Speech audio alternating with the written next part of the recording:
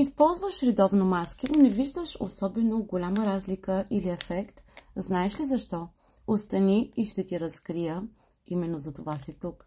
Първо, много важен ключов момент, когато ние започнем да използваме дадена маска, дали с морски водорасли за оптимална хидратация, дали с гъба-линджи, ревитализираща маска, наречена още гъба рейши, това е една и съща гъба, или маската с полирени полипептиди, може да бъде и всяка друга маска, мили дами.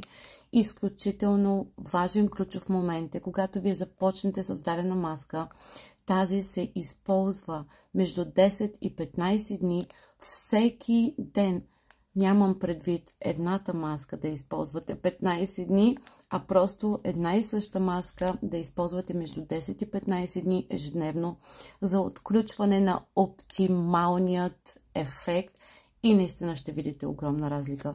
Втори ключов момент, който също не е за подценяване, задължително когато си нанесете маската на много добре и нежно почистена кожа, легнете за 20 минути. Хоризонтално положение за 20 минути. Опитайте се да се отпуснете, да си затворите очите. По този начин се активират регенеративните процеси на самата кожа и разбира се, маската и всичките полезни съставки, които са вътре, навлизат в дълбоките слоеве и активират процеса на възстановяване, антиейджинг и много други, които де-факто са ефекта от дадената маска. Така че това са двата ключови момента. Опитай и ще се радвам в коментар да ми кажеш дали виждаш огромната разлика още след първата нанесена маска в хоризонтално положение.